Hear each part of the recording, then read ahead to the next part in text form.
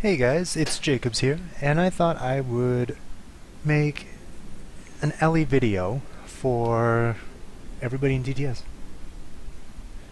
So I often get questions, and I think sometimes people are too afraid to ask about how to play or sort of how to play better, and so I thought I'd make a video just to go over how I play my Tempest in raids, and I hope that you learn something, learn a thing or two.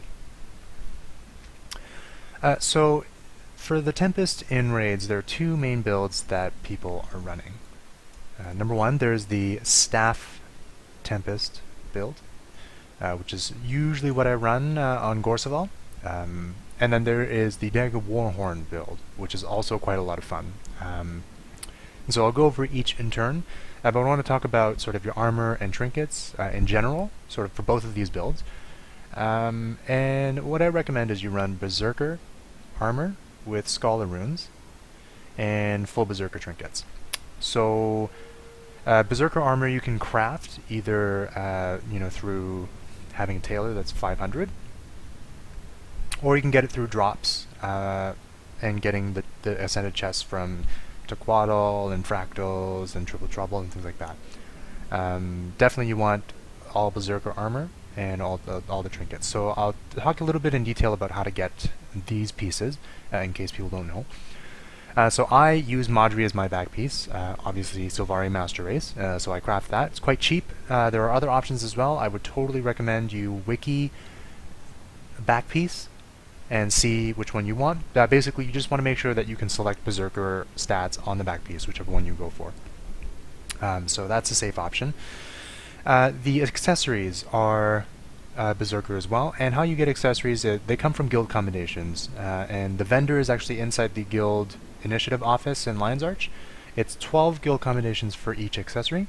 You want to make sure that you don't double up and get two of the same ones, because you'll notice at the bottom here where it says account bound, it also says unique, which means you can only actually equip one version of it.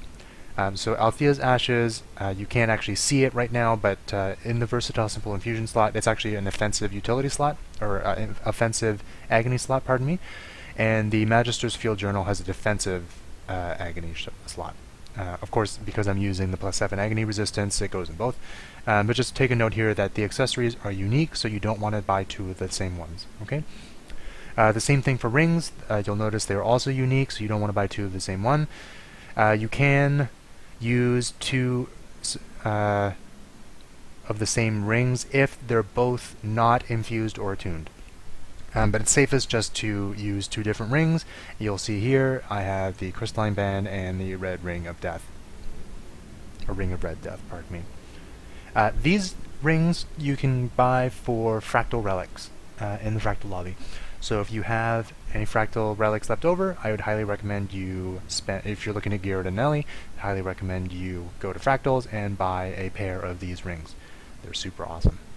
And finally, the accessory, the amulet. Again, the amulet is unique, but you can only equip one amulet anyway, so it's not a big deal. Amulets you can get cheaper from the World v World Borderlands. So what you want to do is go to your home Borderland in World v World and look for the giant structure with all of the merchants. The laurel vendors on the first floor. What you want to do is have 20 laurels ready and 250 badges of honor. That's the cost to get an amulet in World v World. It is the second tab on the vendor, okay? So make sure you look on the side, make sure you're looking at the accessories and not the, make sure you're looking at the amulets and not the accessories, okay? So that's it for your trinkets and armor. And for the weapons on staff, I'm running an Assassin's Staff with Sigil of Force and Sigil of Air. Those are the recommended sigils. And the recommended stat set, of course, is Assassins. And now Assassins is also Power, Precision, Ferocity, but you'll notice it's actually main Precision rather than main Power. Berserker is main Power, and then Minor on Precision and Minor on Ferocity. The reason for this is you want that extra crit, okay? And this is sort of gives you the ideal balance between power and crit. There's another way to build it where you have, if you don't want to craft an Assassin's Weapon, or Assassin's Weapons, if you're using a Dagger and Warhorn, you can actually just craft Berserker weapons, and instead what you want to do is run the Assassin's Trinkets. Now the Assassin's Trinkets are a little bit difficult to get. What you want to do is you want to complete some collections, okay? The two collections are the Ruined City of Ara Collector which gives you the Zaitan's Claw accessory, and you want to do the Caudicus Manor collection, which gives you the Delana's Coin Purse accessory, and those two are actually Assassin's stats. So the reason I recommend you just go full Berserker is they're easier to get, and you can just craft an Assassin's weapon, versus doing all Berserker armor and weapons and then having to finish a collection. Of course, if you already have these two collections finished, then the answer is obvious, and you can just buy another version or another copy of those trinkets from the Laurel vendor in Lion's Arch. So as I mentioned earlier, there are two builds for raiding Tempest. Primarily it's Staff and then Dagger Warhorn. So you have to understand why these two builds are recommended and sort of why they're even run in the first place. They both are about on par for DPS in terms of putting out the numbers, and each build has its own strengths. Okay, so Staff is generally stronger on bosses with bigger hitboxes and bosses that don't move very much. So you're thinking Gorseval and Sabetha as well. It's competitive on Sabetha. It is possible to use the Staff on a high mobility fight like Vale Guardian, but you want to make sure that you are casting your area of effect skills ahead of the paths, so you're kind of predicting the boss's movement, or rather predicting your tank's movement, rather than casting it so that the boss will move out of it. So in that case, usually it's actually probably a little bit better to run Dagger Warhorn. Dagger Warhorn does excel in fights that are a bit higher mobility and for smaller hitboxes. So it's actually quite competitive on Sabetha, and I think it will be better provided you can actually pull off all of the mechanics like dodging all of the teleports on Vale Guardian. Dagger Warhorn will probably be a little bit better than Staff on VG, for example. Overall, the DPS on both of the builds is comparable, with each of the particular builds beating the other one slightly when you play to the strengths of that build. So I leave it up to you. Honestly, if you're only looking to build one set of things for raiding, I would recommend the Staff. I think it's decent on VG, it's great on Gorseval, and it's great on Sabetha, and the Dagger Warhorn is probably not going to see as much play. Dagger Warhorn's also a bit more active in terms of you need to really be aware of the cooldowns more than you would be with the Staff. So that's sort of what I recommend for builds. So I'm just going to go over traits for each of the builds.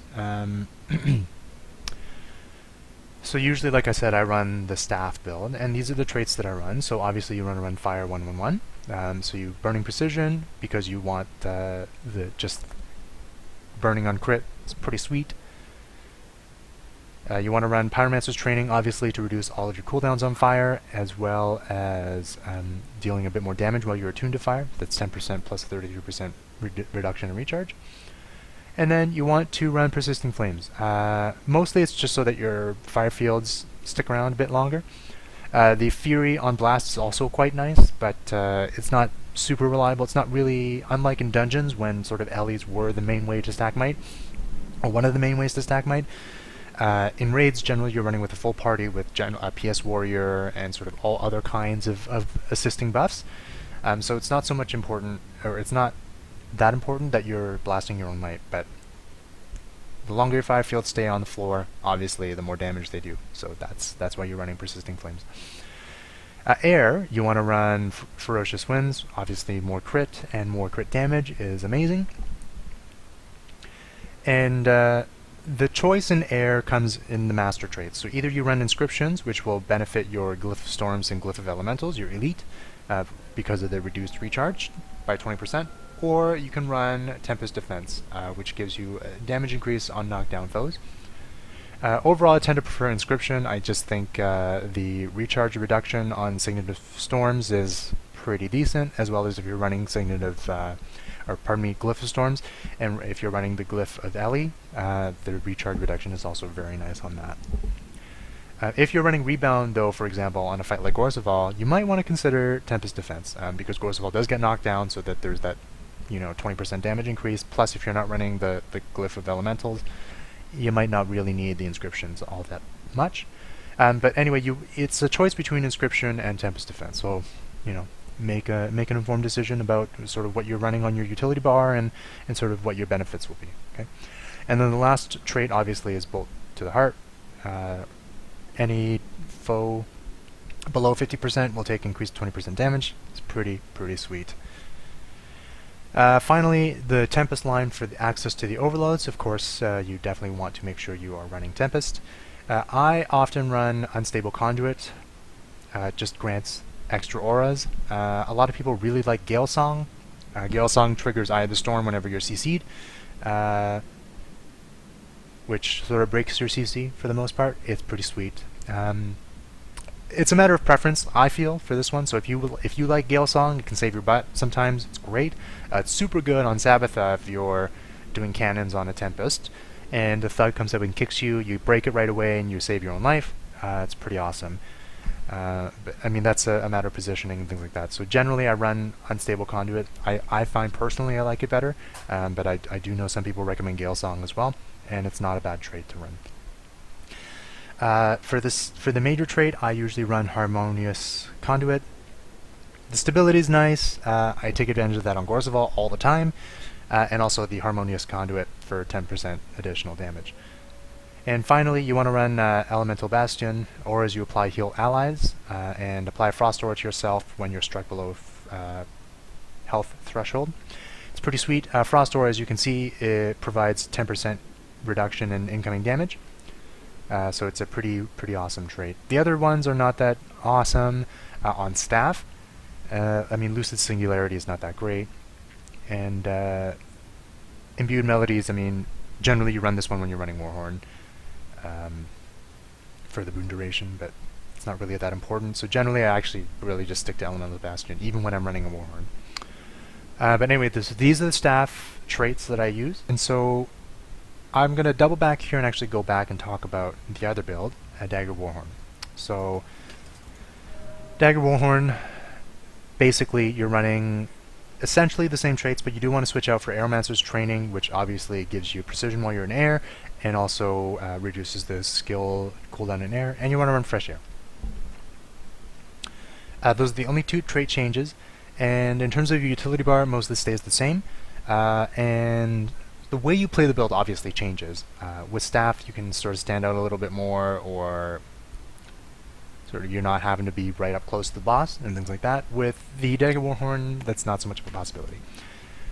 So with that being said, I want to talk a little bit about how the rotations work for each of the two builds, and I'll start with Dagger Warhorn because that's what I'm wearing right now. With Dagger Warhorn, the idea is that you always want to leverage Fresh Air to not only to recharge your overload, or pardon me, to recharge your air attunement, but also to get the buff to your ferocity. 250 ferocity is not a joke, so you definitely want to make sure that you're swapping out of and into air all the time. And the way to do that is essentially what you want to do is use Warhorn number 5, use your air signet, overload air. And then usually I like to pop the aura too for my friends. And then what you want to do is number 5 and number 5. And generally that will land you some critical hits that will recharge your air. And you want to just hop back and make sure all of your air stuff is in cooldown. For this Dagger Warhorn build, essentially what you're only doing in fire is you're only using Burning Speed and Wildfire if it's up. If Wildfire is not up, you just use Burning Speed and swap back to air right away. And then you want to make sure number 5 is on cooldown. You want to make sure if Lightning Storm is up, you want to use it. And then Air Overload as well. And basically just auto attack until either your fire attunement's back up, so you can do this, or auto attack and you want to use the Warhorn 5 on air, you know, your Glyph of Storms on air, and then Air Overload. Okay. The rotation on air, the rotation on staff is a little bit different. So basically what you're doing is mostly camping fire on staff, and the key combo that you want to look out for on staff is you want to make sure that your Glyph of Storm is off cooldown, and what you want to do is so you know, you're doing your rotation on fire and you're burning stuff. Now I like to use my Burning Retreat as a DPS skill. That's something that I don't see a lot of Ellies do, and for me that signals an Ellie that's familiar with the build, right, or familiar with the squishiness of Ellie and things like that, is that they're willing to blow a defensive skill on sort of adding a little bit more additional damage. Each of these little fire lines does a burning tick, and so, you know, if you can actually roll through the boss, for example in Gorseval, that's a little bit of extra damage. It's not much, but it's sort of that little cherry on top. The key combo on staff rotation that you want to watch for is this. So if you see that your Glyph of Storms is up, and you also see that your Air Attunement is ready to go, because maybe you came off it or something, what you want to do is you want to channel Met Shower, swap to Air Attunement while your Met Shower is going. As soon as your Met Shower is done, you want to use Glyph of Storms, and by that time your Overload Air will be up. And by the time your Air Overload's done, Fire Attunement will be back up, and that's definitely how you want to do it. So that's a lot of damage. So again, the key combination on staff that you want to watch out for all the time is if your Met Shower is up, use it, and then make sure that your Glyph of Storms is up as well, and that way you can switch over to Air while your Met Shower is channeling, drop the Glyph, drop your Air Overload, go back right to Fire, and keep your DPS going. That's really the key combination on staff. Everything else, I mean, there are obviously, you know, really long lists of rotations, but that's the key combination that you want to watch for. That's the skill prioritization you want to watch for, is Met Shower, while channeling, switch to Air, drop your Glyph, and then right as soon afterwards you'll have your Air Overload ready to go, and then as soon as your Air Overload's done, you should have Fire ready to go, and there you go. And that's how you DPS on staff. And you can see my utilities here. I switch between running Wash the Pain Away and Arcane Brilliance. Generally I prefer Arcane Brilliance, but sort of if I'm not so confident or if we're learning something, then I'll run Wash the Pain Away, just because it's a better group heal. Cast time's a bit longer and you're losing the blast, but it's still pretty sweet. Sort of once we have a fight down pat, I actually switch to Arcane Brilliance for the extra blast, and that way I'm not actually also denying the Druid healer sort of Astral Force generation by healing people. So that's a consideration you definitely want to do or take into account, is you probably want to run Wash the Pain Away when you're learning, or if you're new to the fight, it's just such a good heal. But sort of once you're comfortable with something, I'd recommend switching to Arcane Blast. And sort of in general, your utility bar is kind of going to look like this all the time. I always run Glyph of Storms. It's just such a good glyph. There's a lot of utility in it. So for example, Firestorm gives Might. If you swap to Air, for example, it gives Vulnerability, which is not that important in raids, but it's good damage. I mean, number of impacts 36, like ridiculous. And Glyph of Storms in Earth gives you a blind, which is awesome. It's a pulsing blind, 11 pulses, so that's 33 seconds of blind. Amazing. Like, there's no waters. I mean, it gives chill. It's not bad, but generally you're either using it in Air for the damage, or you're using it in Earth for the blinds. You know, when you're sort of pulling mobs and trash like that in the raids. So for raids, really, you're just probably only using it in Air Attunement. Okay. This is the middle slot for me. I don't know where you put it on your slot, but the middle slot for me is generally what I switch out all the time. My default is a sort of Arcane Wave. And there are some swaps here that you can make for specific fights, which I'll get into later, but I'll just mention it now because I don't plan on doing those videos for a little bit.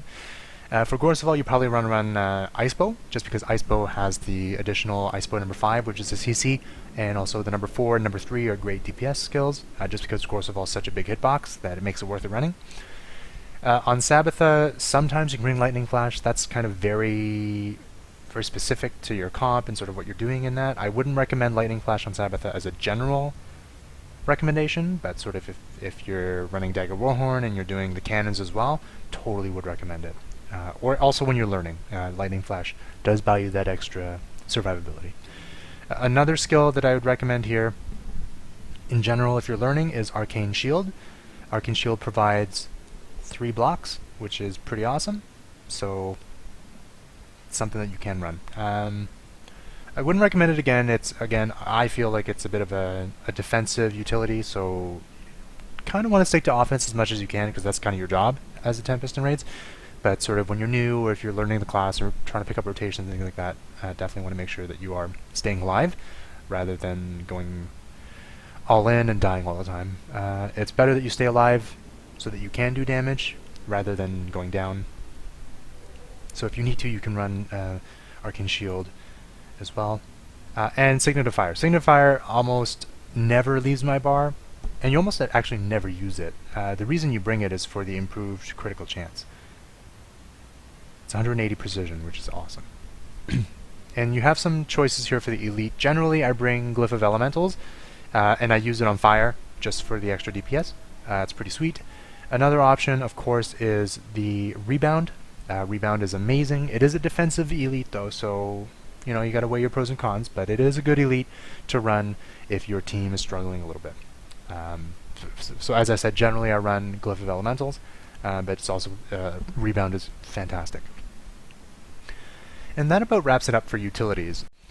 So what I'd like to do moving forward is I'd like to record a video of myself playing each of these builds where it makes sense, and doing a little bit of a voiceover about sort of what I'm doing, and then I can pause the video and talk about it a little bit and things like that.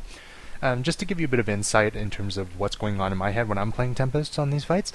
And so I anticipate those videos will come out a little later, but I wanted to put this out there because I feel like there's not a lot of good sort of general how to play Tempest videos that I've been able to find. Sort of most of the videos out there are generally just about builds and one or two quick thoughts about rotation, and that's about it.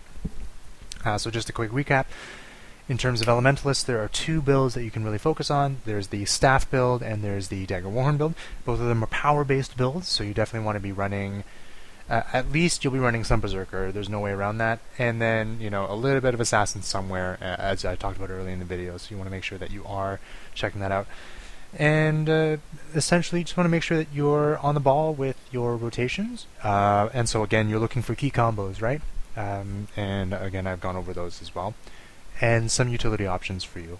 So you can look forward to some of the other videos that I plan on putting out, hopefully within the next month or so, so that you can have a bit more idea of what to do in Wing 1. And by that time, maybe Wing 2 will be out. So we'll see. Thanks for watching.